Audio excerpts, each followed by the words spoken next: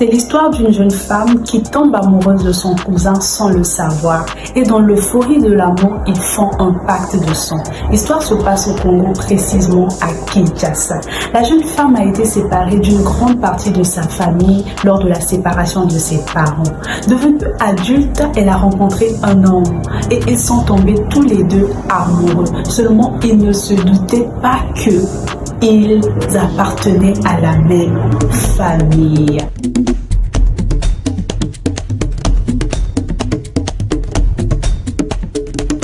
Un jour après une longue période de dispute, celle que nous allons appeler par Esther, c'est-à-dire la dame qui sort avec son cousin sans être consciente que c'est son cousin, va voir une de ses copines pour lui raconter voilà cette période de dispute qu'elle avait avec son copain, donc voilà son cousin.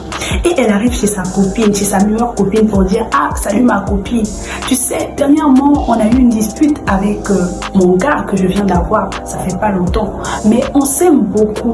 Mais j'ai constamment cette peur-là qu'on puisse se séparer un jour. Malgré qu'il y a des disputes dans notre relation et qu'on trouve un terrain d'entente, j'ai toujours cette peur-là qu'un jour, voilà, qu'il y ait quelque chose qui fera ce que voilà, nous puissions vraiment nous séparer. Mais je ne veux pas que ça arrive. Et c'est sa copine qui lui dit: tu sais ma copine, j'ai un secret à te donner. Si tu ne veux pas te séparer de cet homme, alors buvez le sang l'un de l'autre et achetez un cadenas symbole de votre union que vous allez jeter par la suite dans la mer comme symbole que rien ne pourra jamais vous séparer. De même que cette cadenas est perdue dans la mer, personne ne pourra venir pour se mettre entre vous. Votre union va perdurer jusqu'à ce que la mort vous sépare. Et lorsqu'elle a écouté cela, elle s'est dit: ok, ça peut être une bonne idée pour que plus jamais, voilà, peu importe les disputes, les difficultés, voilà, qui nous arrivent, nous deux, vraiment à se dire que voilà, on ne peut plus et qu'on doit se séparer. Elle est partie, voilà, en parler à son cousin. À l'heure là, ils n'avaient pas la connaissance que voilà, on est de la même famille. Donc Esther est partie dire à son cousin, donc voilà, son copain, à l'heure là, elle dit: ah ok, voilà, moi j'ai discuté avec ma copine, elle m'a conseillé ceci. Tu vois, nous deux on se dispute un peu, voilà, tout le temps. Et maintenant, je veux qu'on fasse ce pacte là pour que, peu importe les disputes qu'on pourra avoir, les difficultés, que rien ne puisse nous séparer. Et voilà, le gars a dit: pourquoi pas, pourquoi pas. Et c'est là qu'ils ont fait ce pacte-là de sang. Un jour, voilà, ils continuaient toujours dans leur relation. Un jour, voilà, la maman d'Esther a dit à Esther: Esther, on a une fête de famille, je veux vraiment que tu te prépares parce qu'on va aller à la fête, voilà, de la famille et je vais en profiter pour te présenter les membres de la famille. Ah, ok, maman, tout. Arrivé à la fête, Esther se rend compte que, ah, ça c'est mon gars. Je ne comprends pas. Qu'est-ce qu'il est venu faire à la fête ici? C'est la fête de ma famille. Qu'est-ce que lui, il est venu faire? Comme je vous ai dit au début, Esther, dès son jeune âge, elle a été séparée d'une grande partie, voilà, de sa famille à cause de la séparation de ses parents. Donc, elle n'avait pas la connaissance. Et c'est là que sa maman vient présenter quelques membres de la famille. Et cet homme-là est présenté à Esther comme son cousin. Et Esther à l'heure même fait semblant parce qu'il y avait des gens qui disent: ah ok, enchanté mon cousin. Mais eux deux savaient que, mais qu'est-ce qui se passe ici? Après la fête, Esther était bouleversée. Elle s'est dit: mais qu'est-ce qui se passe ici? Qu'est-ce qui se passe ici? C'est là que elle écrit, voilà, à son cousin. Elle dit: ah, comment ça se fait qu'on soit cousin? Comment ça se fait? Et c'est lui qui dit: ça c'est pas notre affaire. Nous on a commencé notre relation, on ne savait pas qu'on était cousin cousine. C'est la faute des parents parce que nous on nous a, en fait, on était trop séparés. Ce n'était pas notre faute. Et quand on a fait ces actes, voilà, on ne savait pas. Lorsqu'on s'est mis dans la relation, on ne savait pas. Moi j'ai pas l'intention d'arrêter notre relation, Esther. Je veux qu'on puisse continuer malgré qu'on a connu cette vérité là. C'est pas notre faute. Et c'est Esther qui dit: non, moi je ne peux plus continuer cette relation parce que voilà, tu es mon cousin. Mais malgré tout ce qu'Esther pouvait faire comme effort pour arrêter cette relation, Esther n'arrivait pas. Esther faisait des efforts, elle n'arrivait pas. À chaque fois qu'elle disait: non, je ne veux plus, elle retombait toujours dans les bras de son cousin. Mais là, elle savait déjà, elle avait déjà la connaissance que là, moi, je suis dans une relation qui n'est pas, déjà qu'ils forniquaient ensemble. Mais là, savoir encore que la personne avec qui je fornique, c'est encore mon cousin. Donc elle avait la connaissance de toutes ces choses, mais elle n'arrivait pas. À un moment, elle s'est rendue compte que peut-être que c'est ce pacte-là que j'ai fait, ce pacte de sang, qui fasse que je puisse tout le temps retomber avec mon cousin. Qu'est-ce que je vais faire? Je décide de me marier. Je vais me marier pour changer d'idée, pour arrêter de courir après mon cousin. Donc leur relation, leur amour, ce lien était tellement fort qu'ils n'arrivaient pas.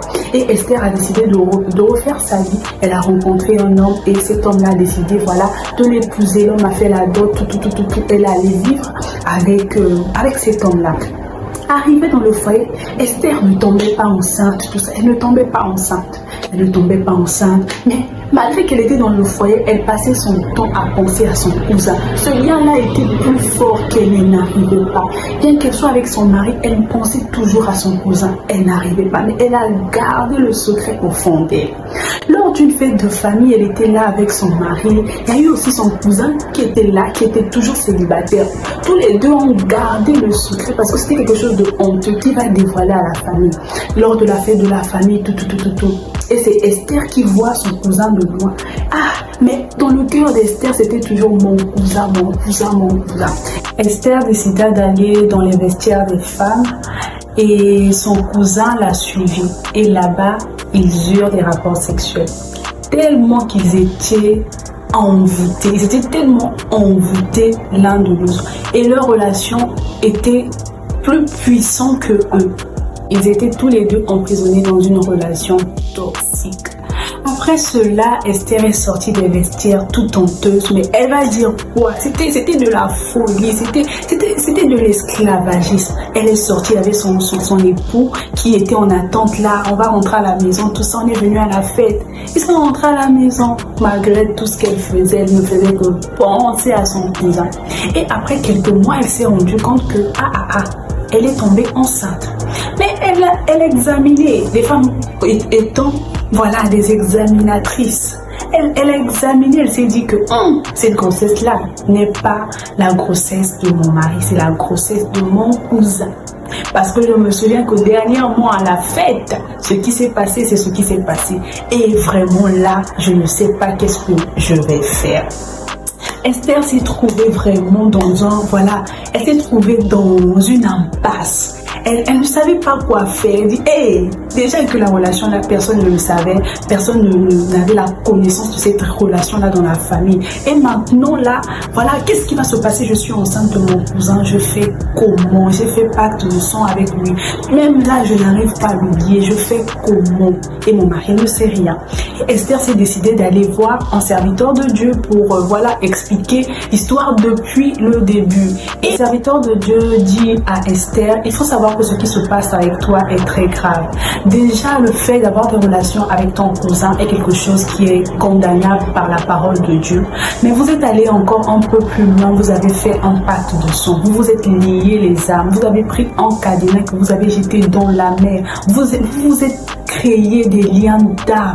Et voilà pourquoi, malgré que tu t'efforces à arrêter cette relation, c'est comme si tu étais emprisonné. C'est tout simplement parce qu'il y a des esprits qui gèrent ce que vous avez fait. Il y a des esprits qui étaient là lorsque vous avez bu le sang l'un de l'autre, lorsque vous avez pris, le cadenas pour jeter dans la mer et dire que rien ne pourra nous séparer. Voilà pourquoi tu es tout le temps réclamé dans cette relation. Pour être délivré, tu dois vraiment confesser cela à ta famille, confesse ce mal-là à ton mari.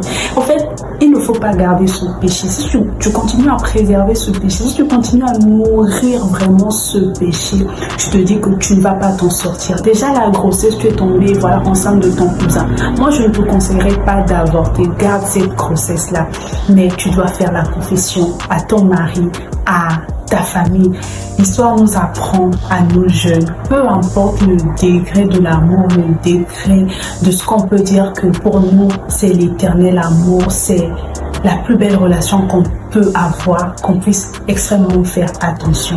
Déjà, la fornication n'est pas une bonne chose. Lorsque nous forniquons, nous disons à des gens qui ne sont pas peut-être nos maris et qui ne seront peut-être pas un jour nos maris, et qui ça peut nous créer des problèmes dans nos relations futures, nos vies futures. Non seulement ces choses-là, il y a aussi le pacte de sang. Le pacte de sang n'est pas une bonne chose. Peu importe le degré d'amour, peu importe, il ne faut jamais, au grand jamais, en tout cas, faire ce genre de pacte-là. Tu te lis à quelqu'un, tu